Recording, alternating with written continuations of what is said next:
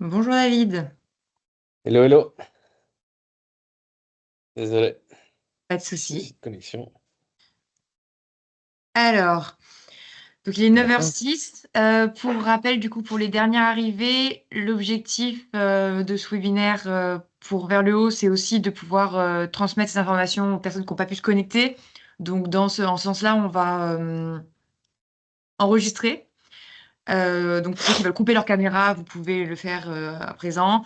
Et, euh, et nous, nous,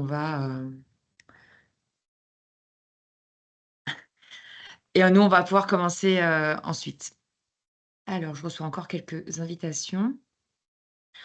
Donc, pour information, je ne vous verrai pas beaucoup, mais, euh, mais n'hésitez pas si vous avez des premières questions à intervenir. Il y aura aussi quelques petits sondages qui vont venir ponctuer ce webinaire pour pouvoir vous inclure dans les échanges avant même le temps du petit débat à la fin.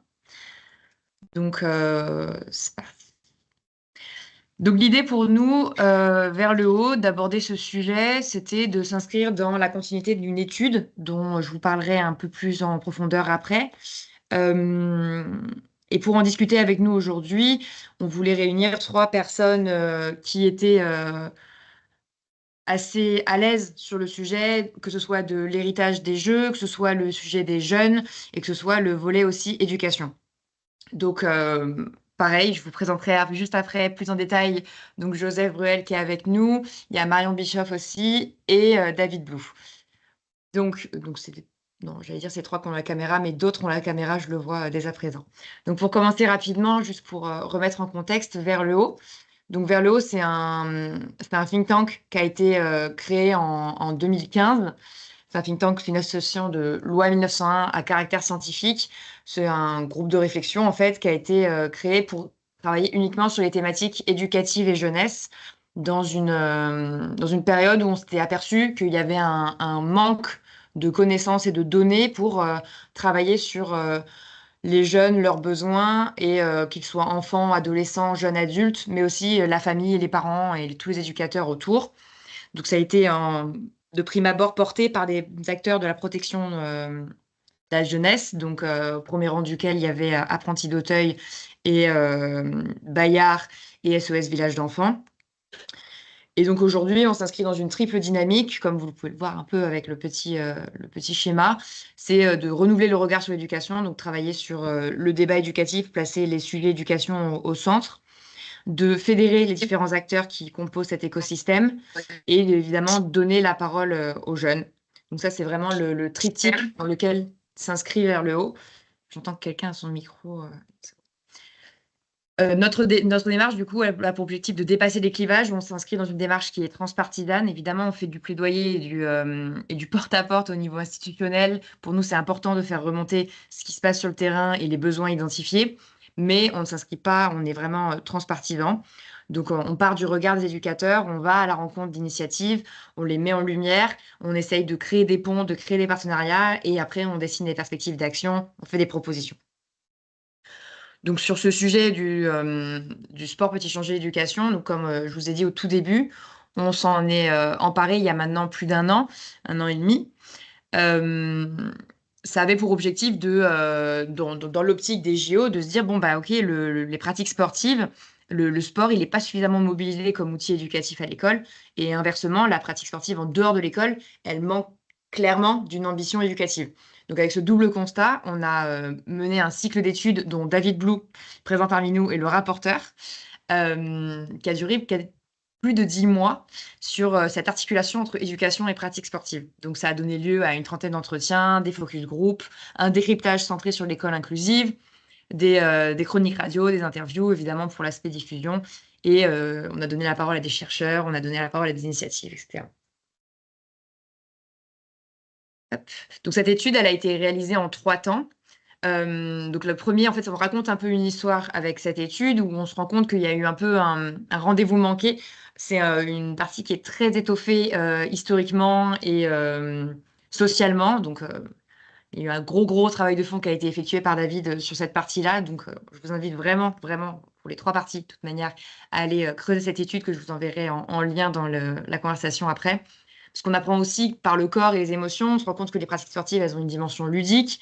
C'est, hyper important de se rendre compte, bon, je pense que tout le monde en est convaincu, en tout cas je l'espère ici, de la dimension ludique et malléable des pratiques sportives, que ça peut ouvrir des perspectives éducatives qui dépassent clairement le seul champ de la motricité et les enjeux de lutte contre la sédentarité.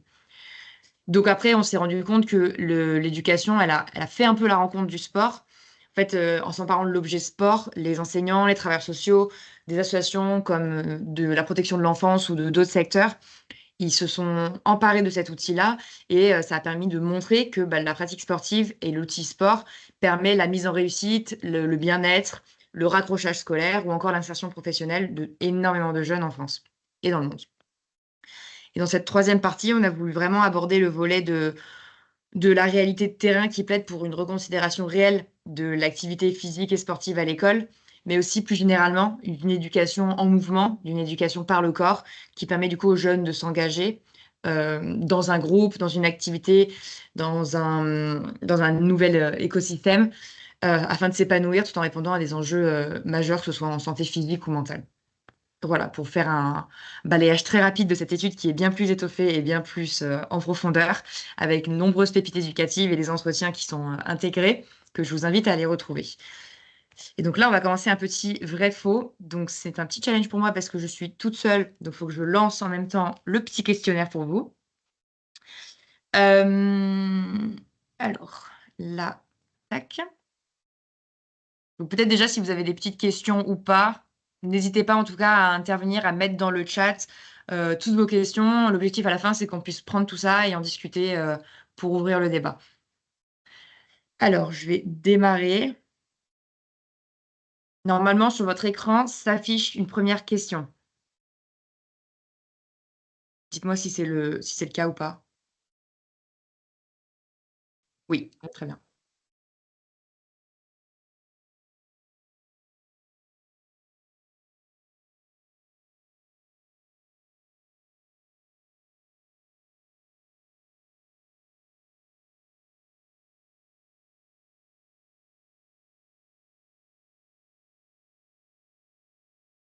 OK et normalement à partir de là.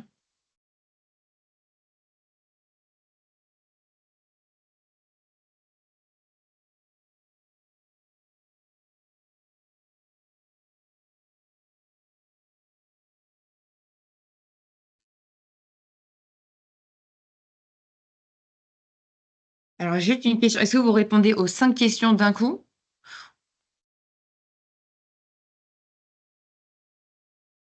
Voilà, ça propose les 5 de suite là. OK, trop bien, parfait. J'avais un doute sur ça, donc c'est super. Super.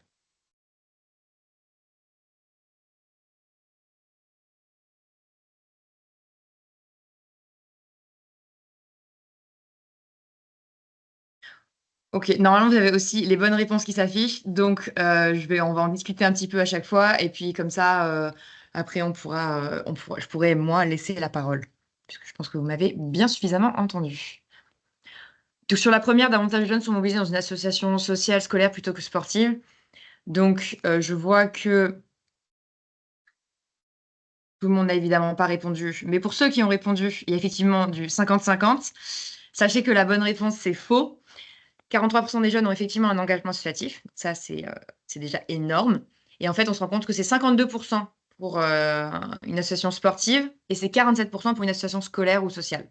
Donc effectivement, c'est très proche et on pourrait presque dire que c'est équivalent, mais c'est bien l'association sportive qui est en premier, qui est le 1er lieu d'engagement, en fait, des jeunes. Concernant les tout petits, sont-ils suffisamment actifs? Évidemment, bon là, tout le monde a répondu juste. C'est faux, évidemment. L'activité physique, elle doit être d'au minimum 3 heures par jour, avec au minimum 60 minutes d'activité modérée ou intense pour les plus de 3 ans. Donc c'est non atteint par une majorité d'entre eux et sans surprise, en tout cas, aujourd'hui, le temps d'écran est un des plus grands freins au fait de bouger. Sur la troisième, une activité physique est-elle plus efficace qu'un anxiolytique? Effectivement, c'est vrai. Et en plus de ça, on peut même préciser que la sédentarité, elle augmente les risques de troubles du sommeil et donc ça renforce, ça met dans un cercle vicieux. Sur la quatrième réponse, 10% des élèves occupent 80% des espaces récréatifs. C'est effectivement vrai. Et à cela, on peut ajouter que c'est la majorité des garçons. Et sur le dernier, et alors là, je pense que c'est un peu plus... Ouais.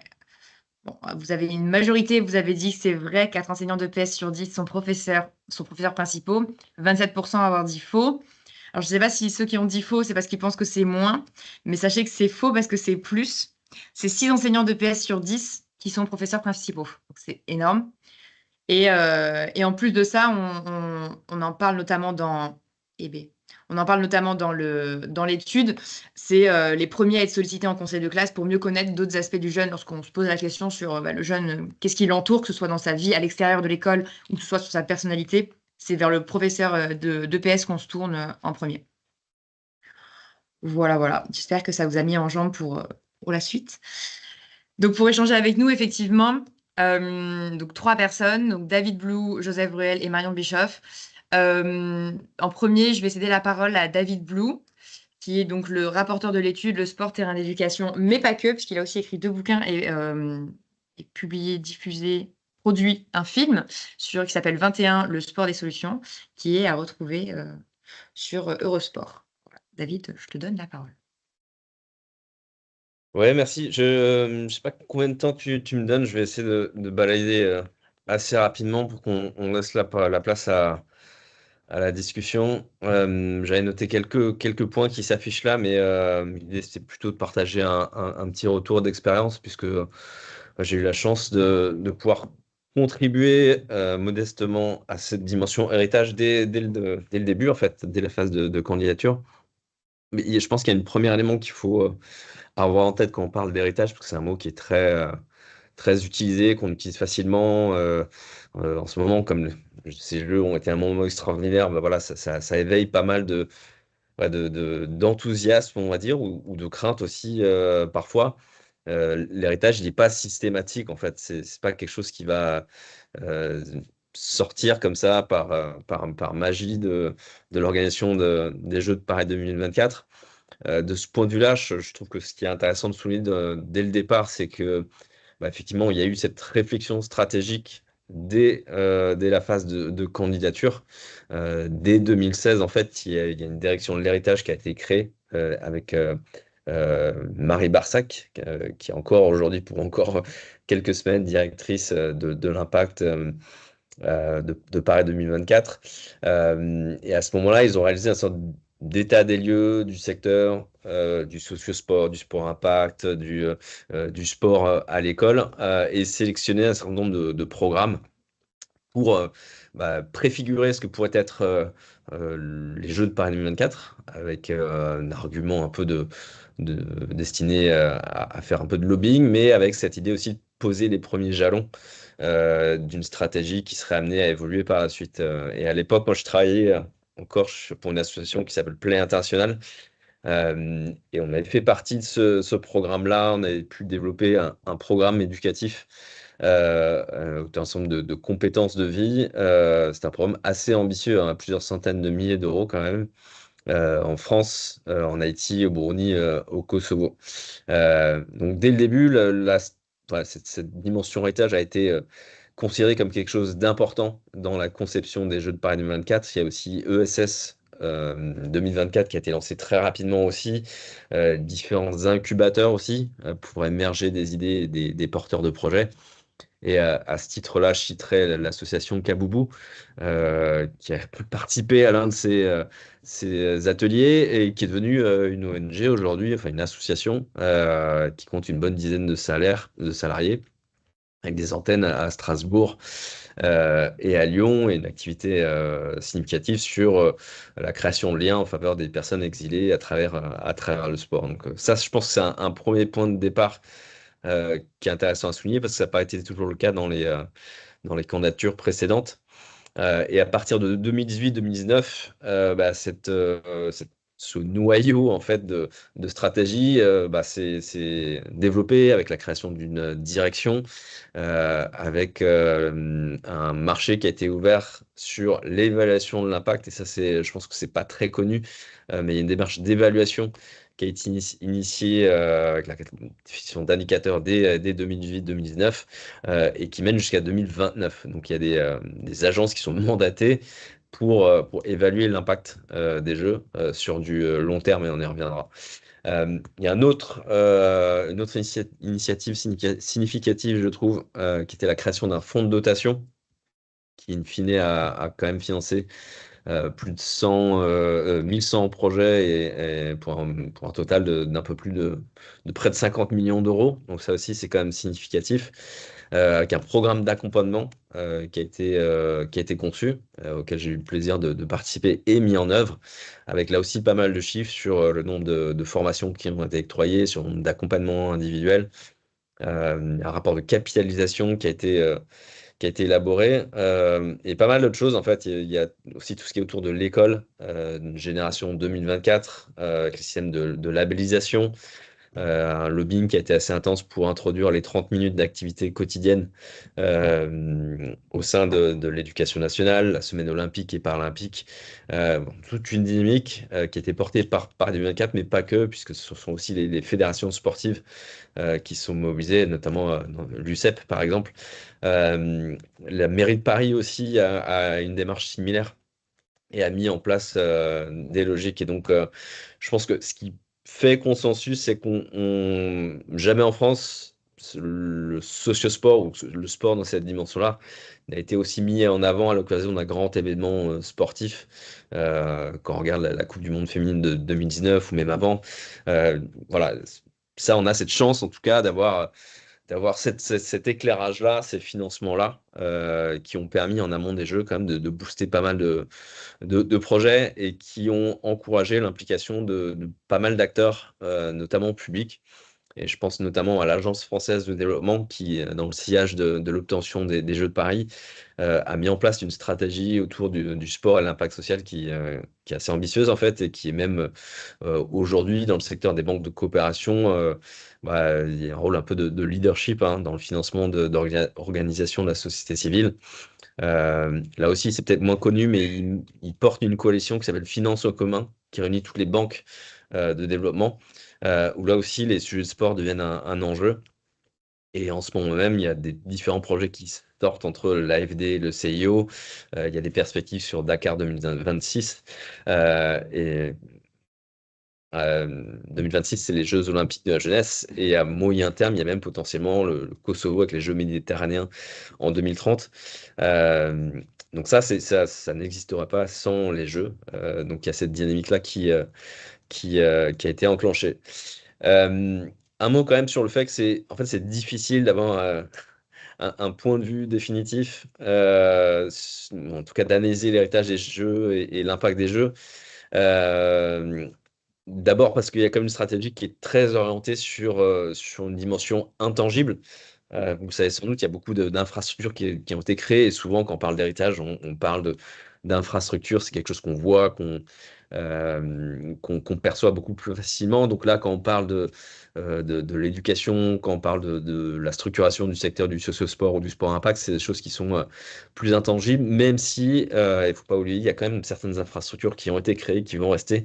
Il y a le centre aquatique olympique à Saint-Denis, il y a l'aréna de la Porte de la Chapelle, qui a été conçu pour accueillir les compétitions de badminton et de gymnastique rythmique, et qui servira par la suite de salle de concert, mais aussi de salle pour les événements sportifs, notamment pour le Paris Basket. Vous avez sans doute entendu parler du village des athlètes, et même si on peut être un peu déçu sur le volet de transport, les promesses étaient grandes, notamment en termes d'accessibilité. Il y a quand même le Grand Paris Express qui est en cours. De création, la ligne 14. Et si vous avez pris votre vélo aussi récemment dans Paris, il y a quand même pas mal de pistes cyclables supplémentaires qui ont été élaborées. C'est difficile aussi parce qu'il y a un caractère très multidimensionnel, en fait, puisqu'on on a traité plein de sujets d'éducation, de handicap, d'environnement. Et donc, en fait, au final, il y a énormément de sujets à appréhender, beaucoup d'indicateurs à définir quand on parle d'évaluation. Et enfin, comme je l'ai laissé un peu entendre précédemment, quand on parle d'héritage, et d'impact, c'est forcément un impact sur le temps long, quoi. Donc on peut avoir un avis aujourd'hui, mais la réalité, c'est que cet héritage-là, on pourra vraiment savoir s'il est à la hauteur ou non dans quelques années. Euh, on peut prendre sur ce dernier point, le avant, pendant, après, et peut-être plus parler de l'après 2024. Quelle place on va laisser pour les pratiques sportives, quel impact. Moi, j'ai le sentiment que bon, il y a des choses qui vont rester, d'autres qui vont moins rester, parce qu'il y aurait plus du dispositif, plus de quelque chose qui est un peu fragile. Et je pense qu'in fine, ce qui va être déterminant aujourd'hui, c'est la volonté politique de perdurer ses actions. Et au bout de la chaîne, ça devient un arbitrage financier. Et donc, dans la période actuelle, c'est pas si évident de savoir quelle sauce on va être mangé ou non. Et si la dynamique va réellement continuer. On peut être pessimiste dans le sens où là aujourd'hui le fonds de dotation qui était quand même significatif en termes de financement, il y a un point d'interrogation sur sa continuité. Euh, mais même si je pense qu'on a cranté certaines choses dans les esprits des décideurs politiques et économiques, va falloir continuer à se battre en fait, pour pouvoir continuer à donner une place plus importante au sport, à l'école, dans la société. Moi, je crois beaucoup plus, in fine, pour finir sur une note plus positive, sur l'héritage un peu indirect. J'ai parlé de l'AFD, j'ai parlé de Kaboubou. Il y a quand même, voilà, cette dynamique quand même qui est enclenchée, qui va continuer à être portée par différents acteurs. Hier soir, j'intervenais dans un réseau de philanthropie familiale qui est assez discret, mais qui est assez significatif en matière de financement. Et pour la première fois, voilà, ils traitaient du sujet sport. Et donc, je crois beaucoup à ce type d'initiative, au fait que la Fondation de France va aussi bientôt lancer une initiative. Moi, à titre individuel aussi, j'ai pu adapter mon dernier livre en film documentaire. Ça, c'est sûr que j'aurais pas pu le faire s'il n'y a pas ce contexte des Jeux. Et pour finir sur une petite ligne, il y aura une suite à ce film qui sera là aussi peut-être l'un des héritages indirects des Jeux de Paris 2024. Et je vais m'arrêter là-dessus. Petite pub au passage. Non, mais à raison, David. C'est vrai que le film, je vous invite vraiment à aller le voir. C'est c'est une bouffée d'air frais. C'est vraiment hyper positif et ouais, hyper positif et ouais, hyper inspirant en fait. C'est vraiment, vraiment intéressant. Donc, merci pour tout ça. Déjà, avant de passer, parce qu'après, juste après, c'est un nouveau petit sondage. J'aimerais bien, David, que tu reviennes sur l'aspect beaucoup plus éducatif et jeunesse. Tu as parlé un peu des 30 minutes d'APQ, des semaines olympiques et paralympiques dans les écoles notamment. J'aimerais savoir un peu en dehors de l'école, qu'est-ce qui est un peu l'héritage attendu ou qu'on pourrait espérer en tout cas en termes de jeunesse. Ouais, ben, il y a depuis une trentaine d'années, il y a une sorte de renouvellement du sociosport qui est porté historiquement par Mhm. des acteurs que vous connaissez très bien, qui sont l'UFOLEP, qui sont l'UCEP, qui sont la FSGT. Et depuis le milieu des années 90, il y a une dynamique d'initiatives qui sont portées par la société civile. C'est l'Agence pour l'éducation par le sport qui a été créée à ce moment-là. C'est Sport dans la ville, c'est Sport sans frontières qui est devenu Play International.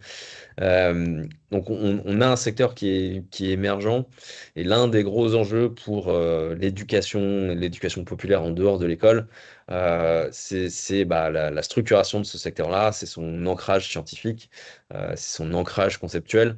Et à ce titre-là, dans cette dynamique Paris 24 au global, il y a quand même des initiatives qui sont vraiment intéressantes à un niveau sectoriel. Je pense notamment un projet qui s'appelle Impact social par le sport, qui est porté par le pôle ressources, innovation, sport du ministère des Sports.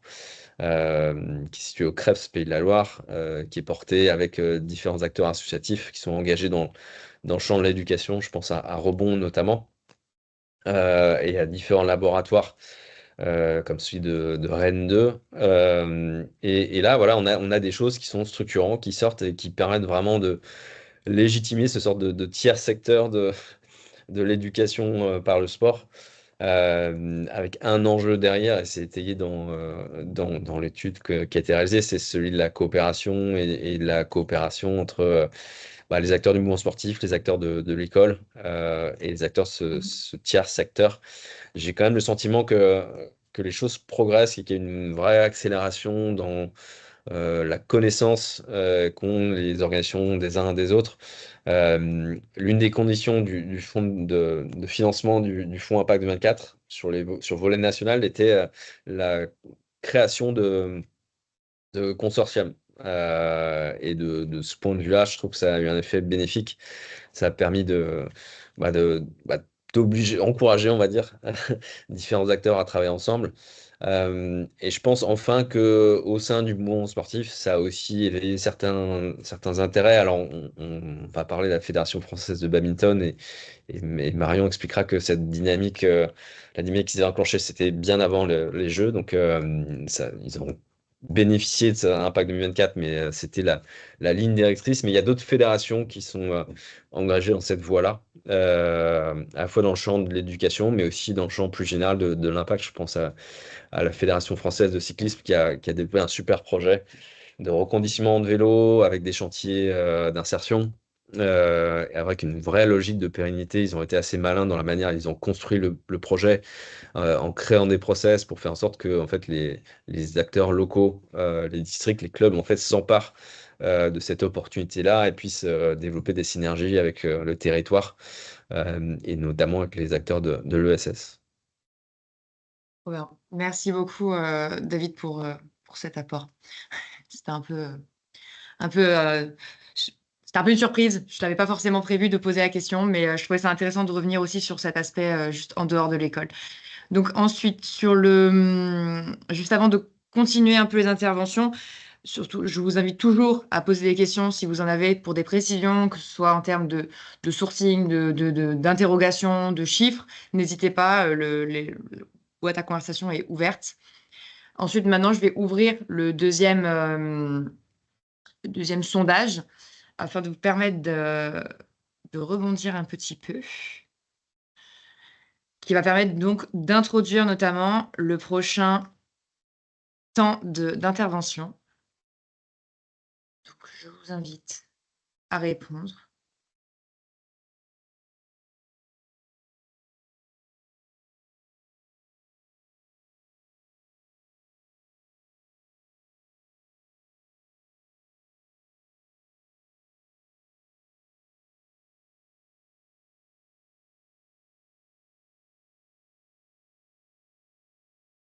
Je vous laisse 2-3 petites minutes.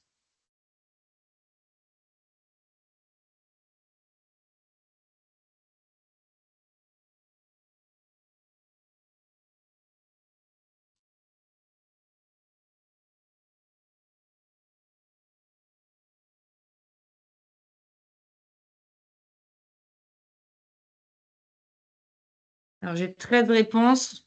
On est une trentaine. Je pense que je peux en espérer quelques-unes de plus.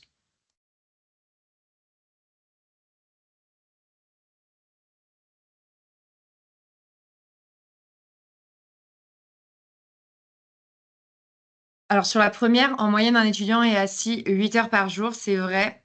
Et en plus de ça, on peut ajouter que les recommandations de l'OMS, c'est de maximum 7 heures. Donc, on est en plus de ça 1 heure au-dessus des recommandations. Sur l'utilisation du passeport, en fait, on se rend compte que le taux de recours par rapport au nombre d'inscrits, il est de 19% seulement. Donc, effectivement, c'était faux. Et en fait, c'est seulement 1,37 million de jeunes qui ont bénéficié du passeport, sachant qu'ils sont plus de 6 millions à y être éligibles pour les chiffres de 2023. Donc, il y a une amélioration qui est faite, mais il y a encore du travail. Pour la France, c'est dans le top 5 européen qui accorde plus de 500 heures à la pratique de l'EPS en école primaire. Donc, c'est bien en école primaire. Alors c'est dans les faits, effectivement, c'est peut-être plus compliqué, mais en tout cas, dans les textes, on fait partie non pas du top 5 mais du top 4. Donc c'était faux, mais pas pour les raisons peut-être que vous pensiez. C'est parce qu'on est dans le top 4 et on est en 3e position après la Slovénie et la Hongrie et juste après nous, il y a le Luxembourg. Je pourrais vous envoyer, si vous voulez, les sources après. Pour les 6,9 millions de licences délivrées en France aux moins de 15 ans, soit 45 des licences. Donc sur cette question, vous aviez répondu à quasi majorité vrai et c'est vrai. Voilà, tout simplement. 15 pour la dernière des enfants de 6 à 17 ans sont en surpoids ou en obésité. Vous avez répondu vrai à 75 Sachez que c'est faux parce que c'est plus. C'est 20 des enfants de 6 à 17 ans. Donc c'est effectivement, beaucoup parce que c'est 2 enfants sur 10. Donc voilà. Pour la suite, donc sur ce deuxième volet d'intervention, je donne la parole à Joseph Bruel en 1er, qui est donc vice-président de l'ANESTAFS en charge des affaires sportives, et Jeux olympiques et paralympiques 2024, qui va notamment, nous parler de tout ce qui est, autour des volets de lutte contre, la sédentarité, développement de l'activité physique et sportive, de la littératie physique et de l'avenir de ces groupes de travail, Génération 2024. Joseph, je t'en prie. Totalement. Bonjour tout le monde. Bah oui, dans ce sens, la Neustaps, il y a quelques années, on avait un peu anticipé notre volonté de se saisir de l'héritage, puisqu'en 2022, on avait rédigé un rapport avec l'ONAPS sur la sédentarité chez les jeunes et plus particulièrement sur le public universitaire. Et donc, comme vous l'avez vu, par exemple, le chiffre sur les 8 heures de sédentarité par jour, il est extrait de cette enquête-là qu'on pourra vous envoyer derrière. Et justement, nous, au final, via cette enquête, on avait pu enregistrer différents freins, comme le manque de temps. C'est pour ça qu'aujourd'hui, on demande l'obligation et la mise en place d'un créneau d'APSA pour toutes et tous. Donc, c'est-à-dire qui est obligatoire, mais surtout qui s'adapte en fonction de la condition physique du jeune et surtout en fonction de sa filière.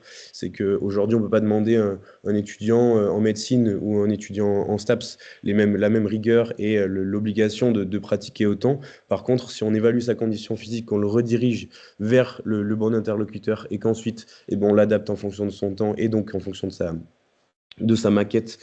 Donc on est sur quelque chose de plutôt bénéfique et c'est ce qu'on demande. Sur le volet de l'offre, en fait, il y a un manque de lisibilité de l'offre à l'université. C'est pour ça qu'on travaille étroitement avec les SUAPS, mais aujourd'hui, plus globalement, il y a un manque de lien entre les universités et le mouvement sportif.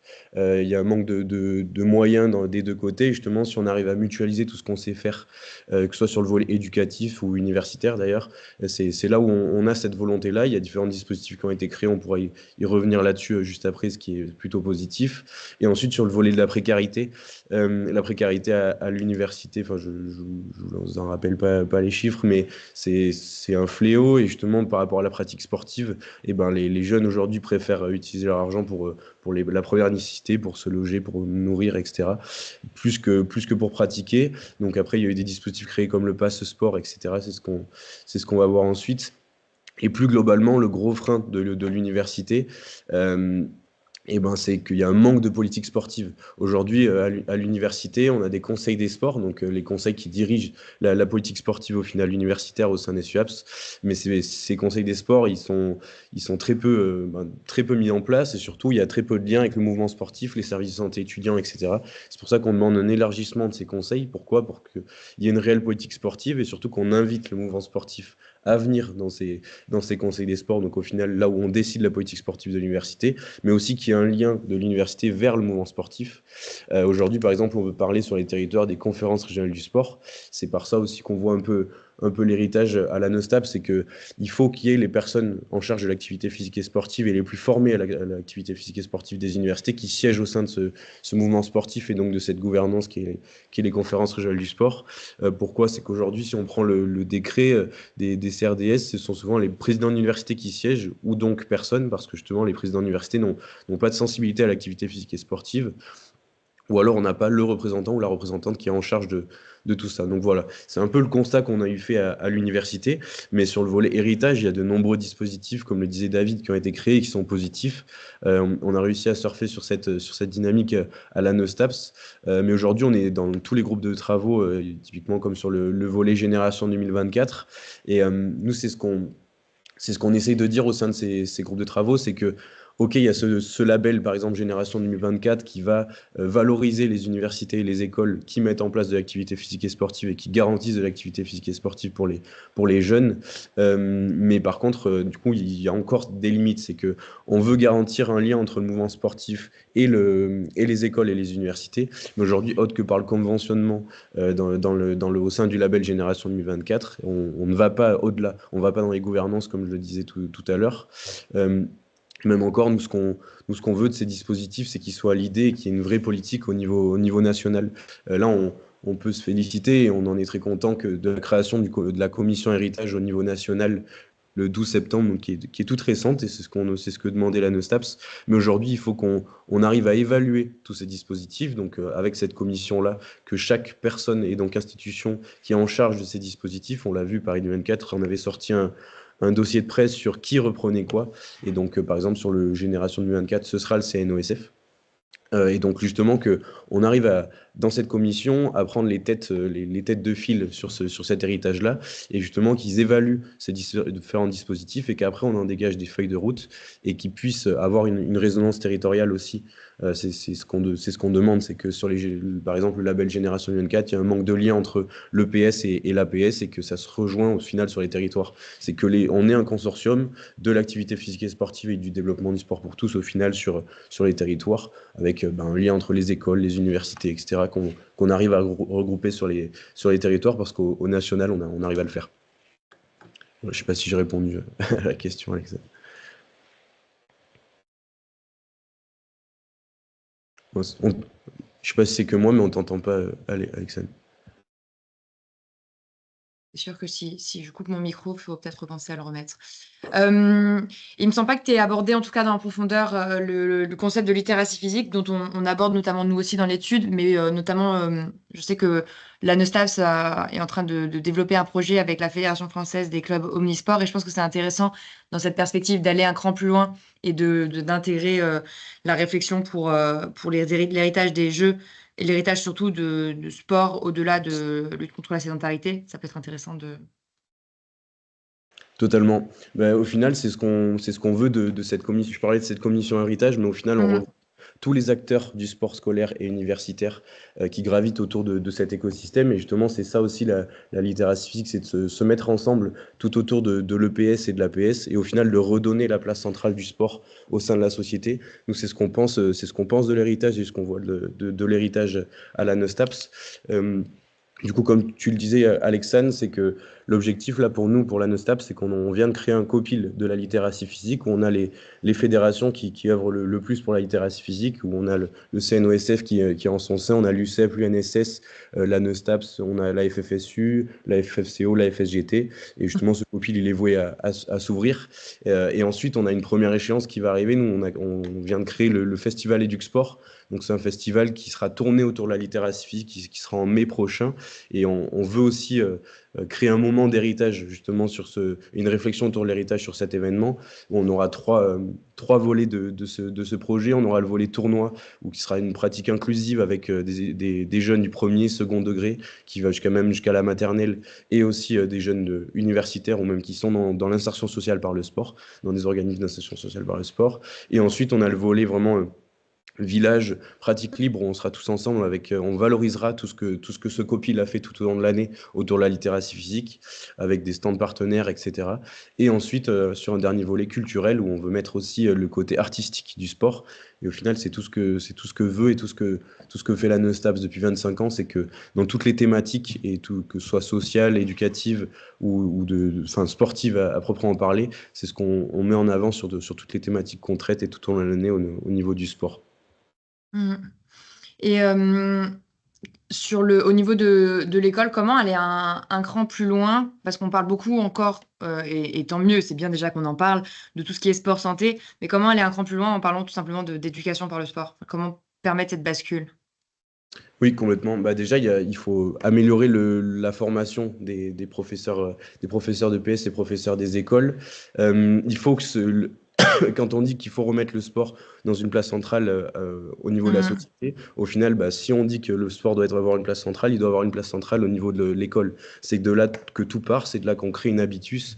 C'est que Excusez-moi, il faut que chaque personne à l'école et plus tard, au final, dans la société, ait conscience du bienfait de l'activité physique et sportive du côté cognitif, du côté physique et aussi motivationnel.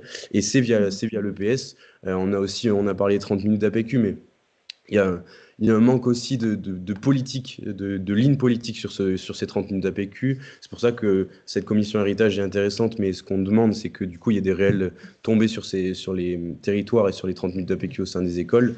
Je pense à plus de formation, l'entièreté des kits et l'élargissement des kits, avec l'intégration des experts et experts de la thématique, que ce soit le mouvement sportif ou les STAPS, ou les étudiants et étudiantes STAPS. Et enfin, que ce soit l'idée au final par les ministères qui en sont à la charge, je pense au MENJ et au MSJOP, qui, pour moi, manque de ligne politique, mais justement, avec cette commission héritage, c'est l'objectif qu'on a, c'est que sur les territoires, il y ait tout le monde qui pratique dans le cadre de l'EPS du sport scolaire, extrascolaire, et donc en fait, au final, qu'on lie mouvement sportif et les écoles. Merci beaucoup, Joseph. S'il y a des questions, une fois de plus, n'hésitez pas à les ajouter dans le chat. Je mets aussi des liens au fur et à mesure pour pouvoir vous permettre, vous, de retrouver un peu les sources et les informations qui ont été abordées durant ce webinaire. Marion, je voudrais commencer avec une première question. Donc, Marion Bischoff, pour contextualiser, donc, tu es à la Fédération française de badminton en charge de tous les sujets éducation. La Fédération française de badminton, elle est assez précurseur en termes de tout ce qui est au-delà de la performance sportive, ce qui est la performance sociale. Et donc, tous les sujets autour des enjeux sociétaux et de l'impact social que peut avoir la pratique sportive. Et donc, toi, tu es en charge particulièrement de tout ce qui est éducation. Et je voulais savoir un peu, dans un premier temps, comment vos associations, les clubs de sport se sont saisis des Jeux olympiques et paralympiques à l'annonce de la récupération par Paris des Jeux 2024. Alors effectivement, ouais, nous, on est une fédération un peu en avance. On a un secteur dédié effectivement à la performance sociale et du coup, nos territoires, nos clubs étaient déjà un petit peu au fait de ces sujets-là. Donc, c'était pas une nouveauté pour eux. Par contre, l'annonce des Jeux a aussi mobilisé. Alors nous, en tant que fédération, on a été actifs sur de la création de dispositifs, sur la création d'outils pour nos clubs et pour nos organes déconcentrés, donc nos ligues, nos comités. Et effectivement, le fait d'être financé, parce qu'on a été du coup financé par Impact 2024, le fait d'être financé sur cette thématique éducative, ce qui avait été encore aujourd'hui quasiment inexistant, on n'avait jamais eu vraiment d'appel à projet orienté sur l'éducation. Donc nous, on a été accompagnés pour créer ces dispositifs-là. Et derrière, eh ben, on a nos clubs qui vont s'inscrire dans ces programmes que nous, on propose. Donc ça, c'est une première façon de participer un petit peu au jeu parce que voilà, ça les a un petit peu aidés. On leur a donné un petit peu de moyens sur des dispositifs principalement orientés scolaires. Et puis jeunes bénévoles. Donc ça, c'était nos deux gros projets. Et ensuite, ça a été aussi le programme Génération 2024. Clairement, c'est une vraie opportunité pour le mouvement sportif de se rapprocher du mouvement scolaire, de créer des conventions, également avec les fédérations du sport scolaire au niveau local. Donc, ils se sont inscrits dans ces dispositifs-là. Et puis, je pense, alors c'est ce que disait un petit peu tout à l'heure David, effectivement, je pense que il y a eu un élan alors je sais pas si c'est la solidarité, mais en tout cas un élan de consortium et l'envie de travailler et de faire presque du transdisciplinaire, c'est-à-dire qu'on va chercher les compétences qu'on n'a pas chez d'autres. Et c'est vrai que nos clubs ont été appelés par d'autres structures, donc des établissements sociaux, on a eu des IME, voilà, d'autres structures. On a travaillé avec Chaussettes Solidaires sur des ateliers d'insertion et de recyclage. On a travaillé avec France Travail sur du stade vers l'emploi. Et ça, ça se fait au niveau local. Et ça, c'est nos clubs qui s'en sont emparés. Et puis, il y a eu aussi le dispositif Vacances Olympiques. Donc, je pense que voilà, ces Jeux Olympiques, ils ont donné envie aux structures de se rapprocher entre elles et de créer au niveau local, voilà, une dynamique. Et nous, voilà, clairement, ça s'inscrit via les dispositifs existants et les dispositifs institutionnels sur les territoires. Et ensuite, donc là, on parle pas mal au niveau local, mais comment faire remonter les initiatives et surtout comment ensuite, une fois que le fonds de dotation et les JO s'arrêtent, comment continuer à œuvrer, comment pérenniser les projets? Alors, comment continuer à les pérenniser? Bah, c'est continuer à garder contact. Ces consortiums, ils ont existé, ils continuent d'exister. Il y a des vrais projets qui se sont construits et qui n'ont pas fini d'exister. Donc, c'est essayer de garder cette dynamique. À mon sens, il y a eu un engouement, mais il y a eu une prise de conscience aussi des parties prenantes qui étaient engagées localement sur cet intérêt éducatif de la pratique sportive. Et on n'a jamais eu autant de retours, par exemple, d'hôpitaux ou de centres de rééducation en disant, mais si on avait su qu'une séance de badminton allait autant remobiliser, alors autant physiquement que psychologiquement, en fait. Ils se retrouvent avec des jeunes, avec des publics qui sont, voilà, qui sont en forme, qui sont contents de pratiquer, voilà, il y a eu un élan. Et il y a eu voilà, une prise de conscience à mon sens. Donc il faut continuer de créer du lien avec les structures locales, d'essayer de construire de nouveaux projets ou en tout cas de continuer ces projets. Et après, bah, il y a toujours la question financière. David en parlait tout à l'heure, à savoir, maintenant qu'on n'a plus ces financements, comment on fait? Ça. Et je pense aussi que les JO, ça a permis d'aller chercher des financements dans d'autres branches. Là où le sport allait chercher des financements dans le sport, aujourd'hui, le sport peut aller aussi chercher des financements auprès de la santé, auprès de l'éco-responsabilité, auprès de la culture. Et ça se faisait peu avant. Et je trouve que les JO, ça a aussi permis un petit peu voilà, d'ouvrir un petit peu les financements. Mmh. Voilà, et puis peut-être d'explorer l'extra et le périscolaire, ce qui aujourd'hui ne se fait pas beaucoup. Et puis, Joseph le disait tout à l'heure, c'est aussi s'inscrire dans les entités, c'est-à-dire rentrer dans les conseils d'administration autres que les structures sportives et voilà, et assumer le rôle qu'on doit avoir, quoi, en termes Mmh. d'éducation, voilà. Et il y a un projet qui est intéressant, notamment à la Fédération française de badminton, et qui permet justement de créer ce pont avec les écoles. C'est notamment, et qui est un fruit quand même des JO, c'est avec ces mallettes pédagogiques que vous utilisez le badminton dans un cadre transdisciplinaire à viser pour apprendre l'apprentissage des mathématiques, du français, des règles du badminton. Ça, c'est quelque chose qui peut se transposer, notamment dans d'autres fédérations ou qui est vraiment une spécificité badminton et dans quelle mesure, du coup, cet outil-là, par exemple, est un héritage parfait éducatif et permet d'aller un cran plus loin avec, en utilisant le sport.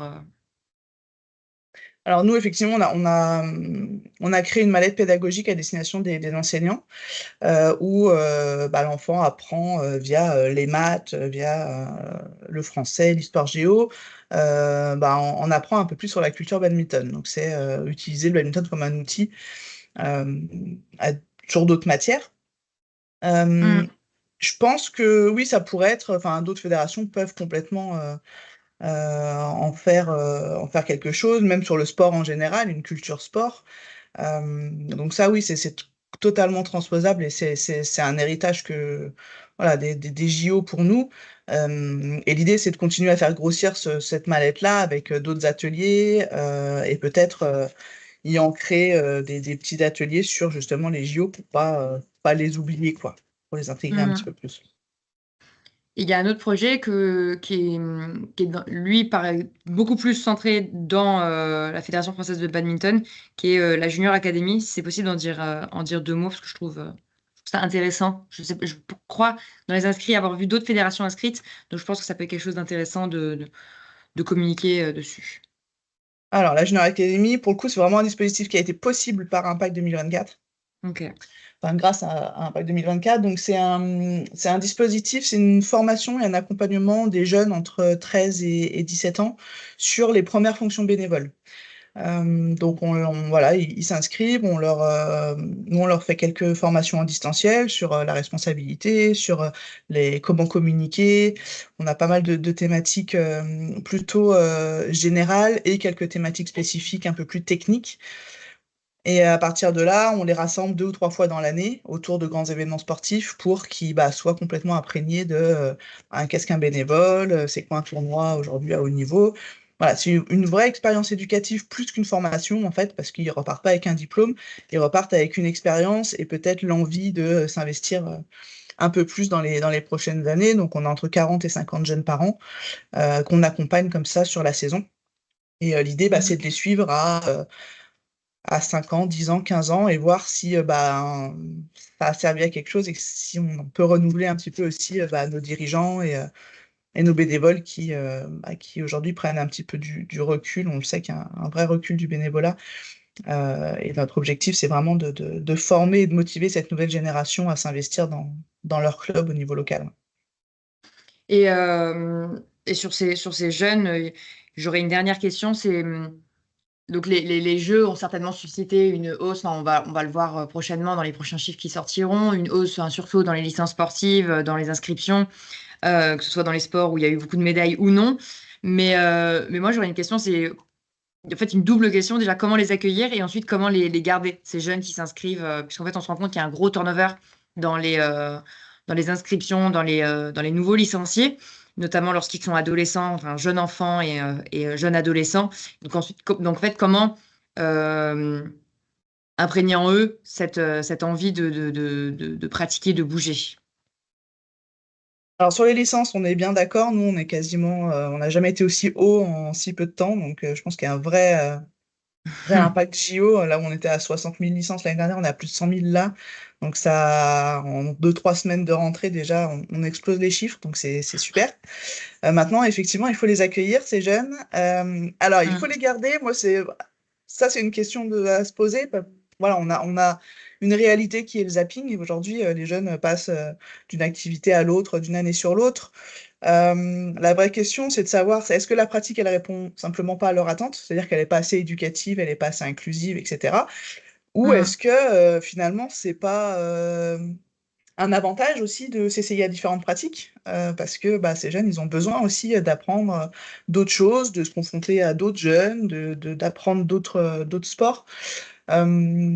Donc peut-être que nous, en tant que fédération, notre rôle, c'est d'essayer de rendre la pratique la plus ludique et éducative possible. Enfin, moi, je le vois comme ça en tout cas, en proposant de travailler un petit peu sur le jeu, sur l'animation de séance, plus que sur l'entraînement. Donc c'est comment on accueille les jeunes qui viennent finalement pour s'amuser, pas forcément pour faire de la compétition et devenir un champion du monde. Ouais. Et donc c'est à nous de développer des outils pour nos clubs. Mais ça existe déjà, c'est pas une nouveauté complète. Après, nous, on a un deuxième volet sur la labellisation. On a nos clubs qui sont labellisés école de jeunes et on est en train de revoir cette labellisation pour être labellisé, il faut d'abord être éducatif. Et ça va être la base de nos labels. C'est-à-dire que si notre label il n'est pas éducatif et qu'il ne propose pas un minimum d'actions, un minimum de projets éducatifs sur l'accueil des jeunes, il ne pourra pas être labellisé école de jeunes. Donc c'est un socle commun à l'ensemble de nos structures. Donc c'est aussi comme ça. Après, l'idée, c'est que les jeunes arrivent toujours à la fédération. Après qu'ils en partent, c'est peut-être normal. Et tant qu'on a des jeunes qui arrivent pour pratiquer, voilà. Ce qu'il faut peut-être voir, c'est le taux de licence en général sur l'ensemble des fédérations. Est-ce qu'il augmente sur cette tranche d'âge-là? C'est un peu notre rôle aussi parce que les jeunes viennent faire du sport, quoi. Merci beaucoup. Je ne sais pas si à ce stade, il y a des questions. Je pense que c'est le moment où on peut peut-être un peu échanger les uns les autres. Donc, j'en ai pas vu dans le chat. On a 15 bonnes minutes devant nous. Ce serait intéressant de pouvoir recueillir quelques questions pour les uns les autres. Ou même si David, Joseph ou Marion, vous avez autre chose à ajouter, ou si quelqu'un a une initiative, un témoignage, une expérience. ce serait intéressant de pouvoir partager maintenant.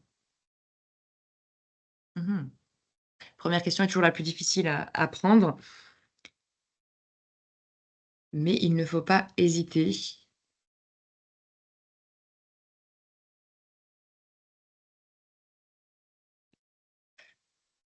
Ah, j'entends un micro. Oui, Alain, je te donne la parole.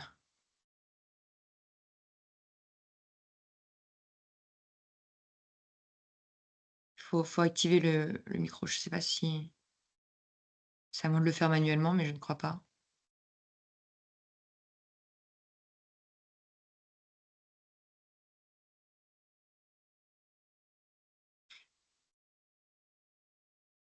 Alain, on vous entend pas. Je sais pas si vous prenez la parole, mais on vous entend pas. Je vois que vous levez la main, mais vous avez pas pris la parole.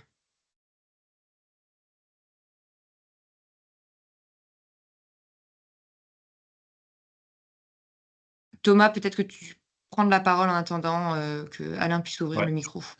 J'étais en train de rédiger un truc et puis en fait, je me rends compte que ça va être trop long à lire. Donc moi, en fait, je travaille dans une association jeunesse. J'accompagne des jeunes en situation de décrochage scolaire Mmh. et j'ai mis en place là, depuis le début de l'année un accompagnement axé autour du sport, donc tant sur de la reprise d'activité sportive pour des jeunes en fragilité sociale, mais que eux aussi puissent s'investir dans des actions liées au sport. Donc voilà, on a participé à tous les événements, la semaine olympique et paralympique, tous les événements sportifs qui ont lieu sur notre territoire. Et puis, on a aussi associé ça au monde de l'entreprise, parce que moi, l'objectif, c'est aussi que les jeunes puissent, des jeunes qui sont non diplômés, qui puissent avoir un CV un peu plus lourd en termes de compétences. Et Mmh. on s'est rendu compte que associer le sport et puis le monde de l'entreprise, c'était quelque chose qui fonctionnait bien. Euh, Par contre, en tout cas au niveau local, ce qui pose le plus de problèmes, justement, c'est cette question de comment on fédère euh, les acteurs sportifs, les associations, les collectivités. On voit que d'un peu partout, il y a plein de bonnes idées qui veulent se mettre en place, mais ce qui manque, c'est ce lien en fait entre les différents acteurs. Mmh. Alors pour différentes raisons, hein, la plupart du temps, c'est un manque de temps dans les différentes structures. Et puis la question du financement qui peut poser problème. Donc voilà, c'était plus un partage d'expériences de terrain et puis voir comment justement on peut fédérer plus facilement les acteurs sur les territoires. Alors peut-être que merci beaucoup pour cette question et ce partage de témoignages. Peut-être que, Marion qui a notamment les clubs au niveau local et il y a des remontées pas mal en termes d'expérience, peut-être qu'il y a un élément de réponse. Sinon, David, Joseph, n'hésitez pas à prendre la parole.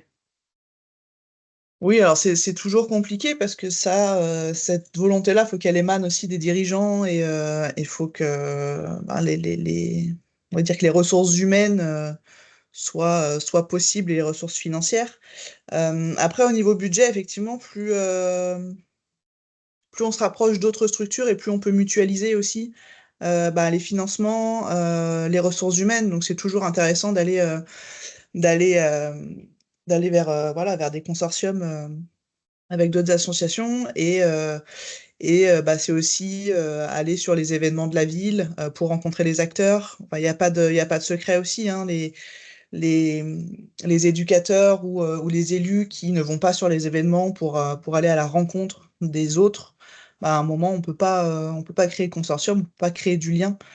Et après, il existe des associations. On a des associations qui ont un petit peu ce rôle-là. Alors, il y a Sport dans la ville. Enfin, il y a eu plein de choses qui ont fait aussi qu'on essaye de travailler avec différents acteurs. Mais Mmh. ça part quand même d'une initiative des structures de se mettre en lien. On peut pas les mettre en lien à leur place, quoi. Ouais. Pour le coup, faut qu'il y ait une volonté des différentes parties prenantes. Merci Marion. Je vois que Joseph lève la main. Oui, oui, oui. Totalement, mais enfin, il y a, en complémentarité de ce que disait Marion, il y a, j'en parlais tout à l'heure, mais via les gouvernances, aujourd'hui, il y a un manque de lisibilité des gouvernances et de la nouvelle gouvernance sportive du point de vue des clubs sur les territoires. Je pense aux conférences régionales du sport qui ont du mal à se mettre, à se remettre en action, etc. Et pourquoi les clubs se sentent éloignés aussi de toutes ces gouvernances et de tout ce qui regroupe, c'est qu'il y a des projets sportifs territoriaux où au final, eh ben, à l'intérieur de ces PST, on n'inclut pas totalement les clubs. Et c'est pour ça que bon, il y a un projet de loi héritage qui va arriver et dont on parle de la enfin, du volet démocratique des clubs sur les territoires. Mais donc, par les politiques, on a du mal à concerner les clubs, mais aussi via le financement. Enfin, je pense, ce que disait Marion, plus on s'associe en termes de projet, plus on va chercher des sous ailleurs. Et je pense aux conférences des financeurs aussi, qui ont un très beau moyen pour moi de valoriser, de créer un héritage via les projets des clubs sur les territoires. C'est les CPOF, c'est les contrats pluriannuels d'orientation et de financement qui sont hyper intéressants et qui obligent les associations, les clubs aussi à se mettre en commun et en avant. Mais par contre, oui, il faut que justement il y ait une lisibilité de tous les acteuristes du territoire aussi. Et donc c'est pour ça il y a un manque de liant des conférences régionales du sport et du coup de toutes ces politiques aussi. Donc tout ça explique aussi ça. Je vais juste avant de prendre la question de Véronique, il y a une question de Aurélie qui s'inscrit dans la continuité, qui explique justement donc la difficulté de fédérer ces acteurs sociaux, ces acteurs associatifs, sociaux et éducatifs. Et elle met entre parenthèses, contrairement à d'autres secteurs comme celui de la solidarité.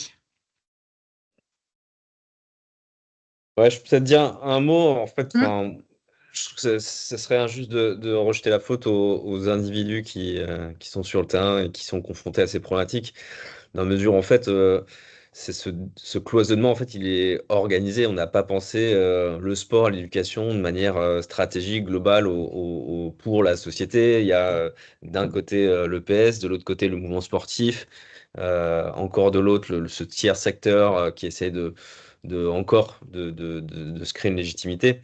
Donc il y a des cultures qui sont différentes, il y a des gouvernances qui sont différentes, et de ce point de vue-là, il y a très peu de passerelles en fait. Donc on voit que sur le terrain, au final, quand les acteurs ont les moyens, ils parviennent à s'organiser, à faire des choses ensemble. Mais à un niveau plus macro, en fait, on a un bordel qui est organisé depuis pas mal d'années, quoi. Donc oui, il y a besoin d'une évolution de la culture et une évolution de la gouvernance. Il faut une vraie stratégie d'éducation par le sport au global. Et ça existe ailleurs. En Nouvelle-Zélande, par exemple, ils ont renouvelé toute leur stratégie sport sociétale en définissant des indicateurs communs, en réunissant tous les ministères, toutes les agences. Euh, donc, ouais, il y a du boulot, mais c'est possible. D'ailleurs, cet exemple de la Nouvelle-Zélande, vous pouvez le retrouver dans l'étude qu'a écrite David. J'en profite pour prendre la question de Véronique, où je pense que David aura aussi des éléments de réponse à apporter.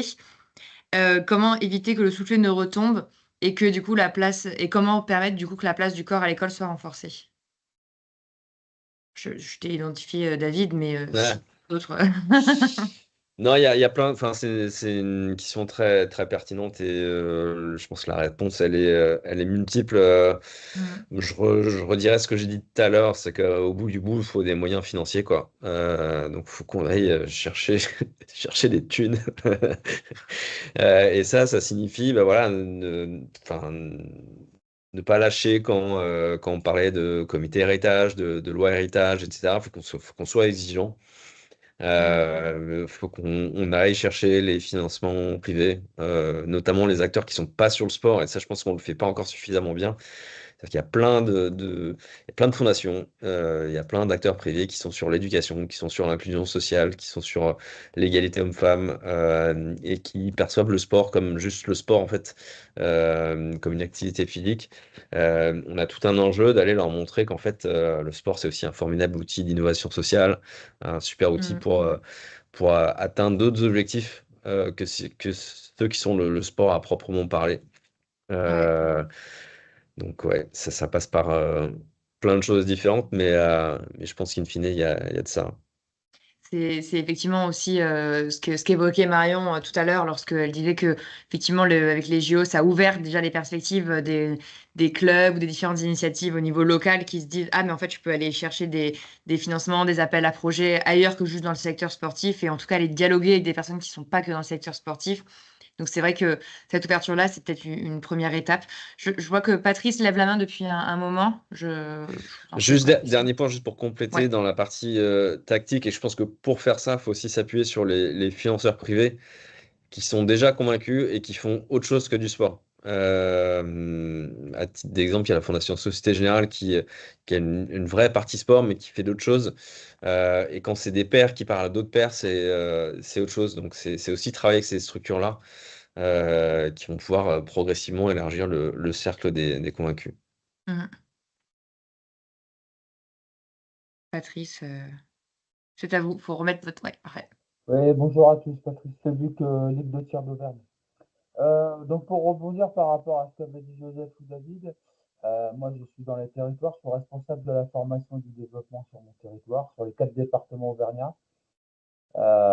Effectivement, il faut aller chercher, comme disait David, la thune là où elle est, donc ça c'est aussi un peu le boulot des ligues aussi. Mais je pense que pour pouvoir développer tout ça, tout ce qui est éducatif, de tous les thèmes dont on parle depuis tout à l'heure, c'est aussi l'apanage des clubs. Et je pense, en tout cas moi, dans mon univers qui est le tir sportif, il y a un gros boulot de formation à faire sur les dirigeants de base. Et les dirigeants ne vont pas forcément chercher ces, ces, euh, ces thèmes ou cet argent parce qu'ils ne savent pas et parce qu'ils ne sont pas formés. Donc, Mhm. se rapprocher effectivement des grandes commissions, ça c'est un petit peu des belles paroles pour les gens qui sont, on va dire, en bas, hein, sans terme péjoratif. Mais dans les petits clubs, voilà, c'est ce que j'essaye de faire justement dans mon territoire, d'essayer d'avoir sur mon département formation, de chercher de la formation, enfin, et de faire en sorte que ces dirigeants de petits clubs euh, soient formés ou en tout cas informés. Et Mhm. c'est vraiment pas simple. Et je pense que si on veut vraiment faire remonter un petit peu tout ça, c'est intéressant. J'étais président d'un club de badminton, j'ai repris hier d'ailleurs, rapport à Marion. Euh, Moi, je faisais la relation entre ce que je vivais dans ma fédé de tir, qui n'est pas très proactive au niveau des territoires à ce niveau-là, et la fédé de bad qui est ultra dynamique en termes de professionnalisation, en termes d'ANS. Et je voyais que pour une fédération où on est un peu plus de licenciés, il y a 2-3 ans, on avait 368 000 euros, par exemple, de subventions demandées sur le TSF, sur le TST. De mémoire, le BAD, c'était 1 300 000 euros.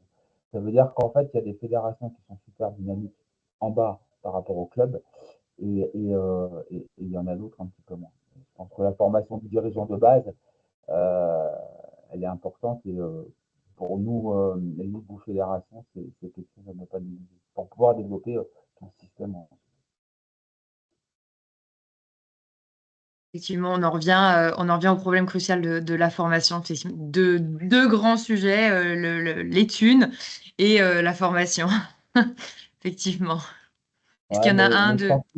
sans thune, il n'y a pas de formation non plus, c'est impossible. Donc, Voilà. ah, Effectivement. J'ai pas bien entendu, Patrice, vous étiez formateur dans quelle fédé?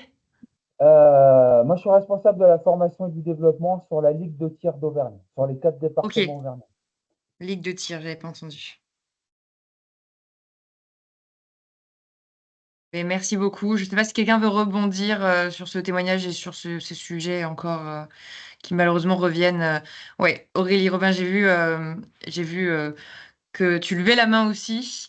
Et en plus, pour rebondir sur l'aspect financier, bah alors je t'en prie. Oui, bonjour à tous. Du coup, ravie de participer et que vous organisiez ces temps d'échange. Je pense que c'est important.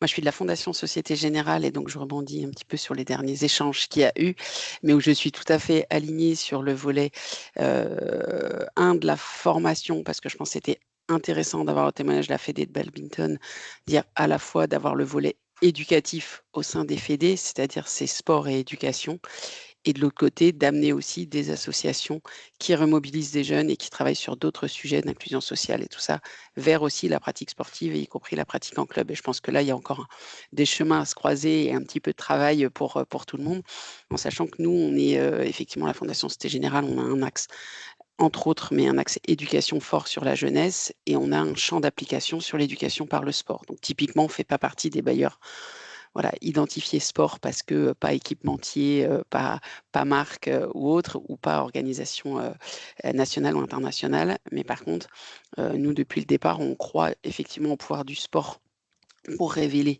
le potentiel des jeunes, pour leur permettre de reprendre confiance. Donc ça peut être des jeunes en difficulté, mais pas que. Ça permet le développement des soft skills. Ça permet de raccrocher des gamins qui ont décroché ou autre. Donc ça, nous, on en est convaincus depuis plusieurs années. On a un panel, effectivement, d'acteurs associatifs qui utilisent le sport. Et donc, par rapport à une fédé, on n'est pas sur un sport, puisqu'en fait, quel que soit le sport, c'est le volet éducatif de la pratique sportive qui nous intéresse. Donc, on peut financer, on finance des assos, que ce soit dans la natation, l'escrime, le basket ou le rugby. Et ça, c'est important pour nous. Et effectivement, post-JO, il y a eu beaucoup d'acteurs et donc beaucoup de financeurs JO qui ont participé à la haute dotation, qui n'étaient pas forcément des acteurs ou des fondations dans ce domaine. Et on est plusieurs donc à avoir soutenu pas mal d'initiatives dernièrement autour du sport et notamment autour des actions de David. Et là, c'est des acteurs, effectivement, des bailleurs privés qui ont pris fait et cause pour ce pouvoir du sport comme outil éducatif. Et l'idée, c'est nous, on travaille aussi, essayer de se fédérer et de faire avancer les sujets, mais de financer. À date, nous, on ne finance pas de fédération sportive parce que c'est un vrai sujet aussi. La loi 1901 nous permettrait de financer les fédés. Ce n'est pas dans les axes, donc on est plutôt sur des associations de territoire.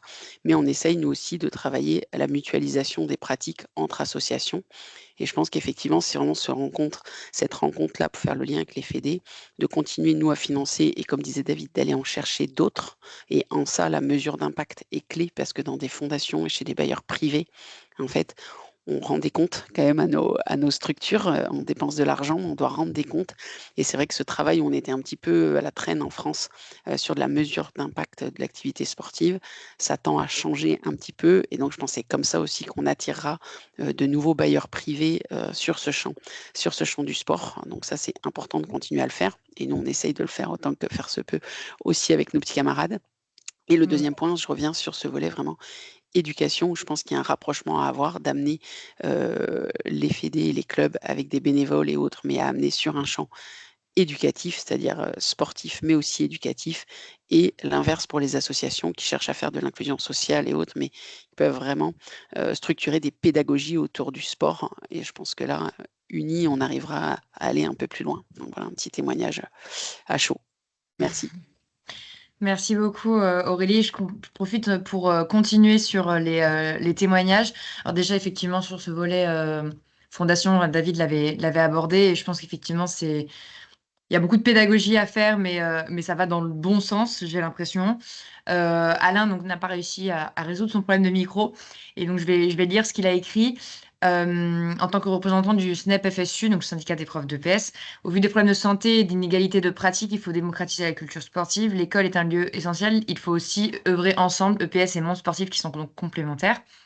Actuellement, il y a un énorme affaiblissement de l'EPS, baisse de la formation des professeurs d'école, suppression de plus de 1000 postes dans le secondaire. À cette rentrée, ils ont enregistré plus de 1200 heures non assurées faute de recrutement. Donc le sport scolaire apparaît affaibli.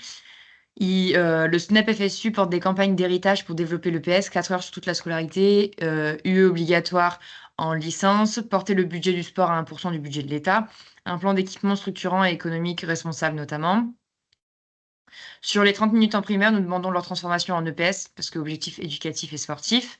Et donc, il précise que Marie Barsac y était favorable lors d'une réunion à Bordeaux et qu'il est effectivement nécessaire d'avoir des financements. Les politiques publiques peuvent faire ces choix.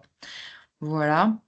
Je vois que Jean-Baptiste Ménard aussi de l'association Dalir, qui remobilise les enfants et les jeunes, adultes, les jeunes et les adultes éloignés de la pratique sportive pour des objectifs d'inclusion, insertion socio-pro, a régulièrement et sur tous les territoires où elle intervient de grosses problématiques sur l'accès aux lieux de pratique. Donc, malgré l'effet des JO, des Jeux olympiques et paralympiques, en accompagnant des personnes éloignées vers les clubs et associations, ils se heurtent en cette rentrée à un manque de créneaux, de structures, à de longues files d'attente ou à un manque d'éducateurs et éducatrices sportives. Donc, la question, elle est en gras, pour être sûr de ne pas la rater. Comment convaincre, selon vous, les pouvoirs publics d'organiser différemment la gestion de ces créneaux, d'ouvrir les structures existantes, gymnases et écoles équipées notamment, pour faire vivre à tout niveau le sport dans le quotidien de notre société, pour en faire une nation réellement sportive et activité du sport à toutes et tous, et promouvoir tous les bienfaits du sport connus et évoqués. Je ne sais pas si de Marion, Joseph ou David, qui veut rebondir. En tout cas, je vois que certains sont d'accord avec ce témoignage. Moi, je peux en parler rapidement sur en tout cas sur le badminton. On a cette problématique même en tant que club. Alors, comment convaincre? Je ne sais pas si on a besoin de les convaincre parce que je pense que les établissements, enfin en tout cas les créneaux sont déjà, enfin sont pleins et je pense que les collectivités aimeraient pouvoir faire différemment.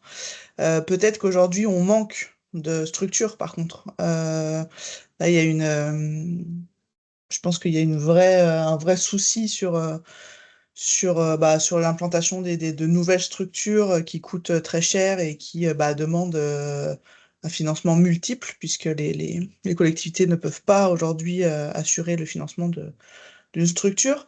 Après, je sais que nous, on essaye de pousser aussi nos structures à aller voir les écoles ou les universités, ou en tout cas d'autres organisations qui ont parfois des gymnases, des écoles privées qui peuvent avoir des gymnases, pour essayer de voir comment essayer de mutualiser ou en tout cas d'avoir accès à ces structures en dehors du temps scolaire. Donc ça peut exister. Et puis pour les pratiques qui peuvent se faire en dehors des gymnases, c'est aussi pouvoir rentrer dans d'autres types de structures, des fois même des salles des fêtes, hein. On a des pratiques qui peuvent totalement se faire, ou des activités qui peuvent se faire dans d'autres types de structures. Mais effectivement, c'est très compliqué ces questions de créneaux parce que c'est surchargé. Je pense que les collectivités aimeraient faire autrement et aimeraient pouvoir donner autant de créneaux à tous les clubs qui le demandent. Mais voilà, nous, on essaye d'exploiter aussi l'extérieur quand on le peut, de faire ça dans des parcs, de faire ça à d'autres endroits que dans les gymnases, mais c'est pas toujours possible. Il y a la question des infrastructures, notamment en milieu urbain, et puis il y a la question de l'accessibilité aux structures aussi en milieu rural, qu'on pourrait avoir tendance à oublier, mais le frein, il est aussi dans le fait de pouvoir se rendre sur les infrastructures sportives, même lorsqu'elles existent. Et puis je vois que Patrice a ajouté, et une fois que l'on a les structures et les créneaux horaires, le frein principal reste l'encadrement. Oui, là, l'encadrement, je pense que toutes les fédérations, quand il y a une hausse de licence, il faut l'encadrement. Donc là, ça se passe aussi par la formation et puis ça passe par arriver à attirer nos jeunes qui aujourd'hui sont en formation, alors que ce soit STAPS ou que ce soit sur d'autres filières, de venir entraîner. Il faut valoriser les bénévoles qui s'investissent dans l'encadrement aussi, parce que faut pas croire, bon, certes, il y a l'encadrement professionnel, mais nous, en tout cas, au badminton, on a énormément d'encadrement bénévole. Il faut arriver à valoriser ces bénévoles-là, il faut continuer à les former. Voilà, je sais pas si Joseph, toi, tu as des choses un petit peu sur comment encadrer, comment chercher de l'encadrement. Non, bien sûr, et ça va avec tout ce qu'on disait tout à l'heure sur tout ce qui est encadré et même au final aller chercher des financements dans les clubs. Aujourd'hui, il faut qu'on arrive à ce qu'on ait des personnes qualifiées sur les postes importants. Je pense aux trésoriers, secrétaires, etc., où on a des clubs, on leur demande d'aller chercher des financements, mais aussi on a des clubs aujourd'hui qui ont du mal à déclarer un PV en préfecture ou autre. Et c'est là où il faut qu'on valorise et qu'on arrive à qualifier, former, on en parlait tout à l'heure, la formation, ces personnes-là. Et ensuite, il faut aussi qu'on valorise les jeunes et surtout au final les personnes qualifiées. Je pense au STAPS où on a le nombre de volontaires en service civique qui a baissé. Ça, par exemple, c'est quelque chose sur les clubs qui est un gros vecteur d'engagement et de valorisation. Et donc oui, c'est vraiment au final valorisation, travailler avec les universités et les écoles pour valoriser les jeunes qui s'engagent au sein des clubs. Et donc ça aussi que l'enjeu de la rentrée, je pense, c'est que on a beaucoup de monde qui va vouloir pratiquer, mais qui va vouloir aussi s'engager dans les clubs. Il faut pouvoir les accueillir, mais aussi les valoriser pour pas perdre ce souffle-là et de ce que disait aussi Véronique. Je vois que l'heure file. Je souhaite avant tout préciser que si vous souhaitez échanger vos contacts, c'est tout à fait possible. Vous pouvez m'envoyer par retour de mail. Donc, il y a mon mail qui s'affiche. Vous m'envoyez votre accord. J'organiserai un mail commun pour que vous puissiez après échanger si vous le souhaitez. Si vous souhaitez aussi témoigner ou valoriser une initiative, sachez que chez Vers le Haut, on a tout un volet qui s'appelle Tous éducateurs, qui met en lumière les acteurs de terrain et leurs initiatives éducatives. Donc, ça donne parfois lieu à des pépites éducatives dans nos études et ça donne parfois lieu à des articles sur notre site. On a par exemple la friperie Sport Planète de la Neustaps. On a parlé d'Alire dans notre étude. Donc, on met en avant, on met en lumière. C'est aussi pour nous important pour pouvoir continuer à aller dans le sens de plus d'éducation par le sport et de sport-éducation et de valoriser les pratiques sportives, mais aussi sur d'autres sujets, que ce soit la confiance en soi, en les autres, en l'avenir, dont notre étude sort d'ailleurs le 10 octobre. Mais aussi, on aborde le sujet du travail. Donc, si vous avez des témoignages ou des initiatives qui vont dans le sens de mettre en lien, d'ouvrir le monde du travail comme nouvel horizon éducatif, n'hésitez pas à nous les partager. Et pour clôturer tout ça, on a évidemment une lettre de veille qui est bimensuelle, qui permet donc de donner un éclairage sur l'actualité de l'éducation en France, principalement, mais parfois aussi dans le monde, de revenir sur nos derniers rapports, et nos prochains événements, et de valoriser les acteurs de l'éducation. Voilà. Mais avant de clôturer, je vois qu'il y a quand même une question de Aïssatou, ce serait dommage de ne pas la prendre. Je viens de terminer mon contrat avec Paris 2024 en tant que chargée de mission au service accréditation et visa pour les comités olympiques et paralympiques africains. Les enjeux héritage et éducation de Paris 2024 se tournent également vers les JOJ de jeunesse de Dakar 2026. Associations et fédérations, mais également financeurs, êtes-vous frileux de mutualiser à l'international, sachant qu'on rencontre déjà quelques difficultés en France? Voilà, je ne sais pas exactement à qui s'adresse cette question et qui ici pourra y répondre. En tout cas, elle a le mérite d'avoir été posée. Juste peut-être, Alexa, en complément, nous, côté Fondation Société Générale, on finance des associations en France, mais aussi sur le continent africain. Donc, je pense qu'au niveau là, si c'est un élément de réponse, mais en termes de bailleurs privés, voilà, il n'y a pas forcément de frontières et selon les bailleurs, il peut y avoir des partenariats aussi avec des structures qui ont des projets similaires à l'international. Donc, pas de limite, en tout cas, côté bailleurs privés, selon les zones géographiques. Ouais, côté bailleur public, l'AFD est très engagée sur le sujet des JOJ. On a déjà investi de l'argent dans la rénovation d'infrastructures. Il y a un appel à projet qui va sortir entre la Fondation Laureus, le CIO et l'AFD aussi, donc il se passe pas mal de choses. Pour rester un peu au contact de ce qui se passe de ce côté-là, il y a une organisation qui s'appelle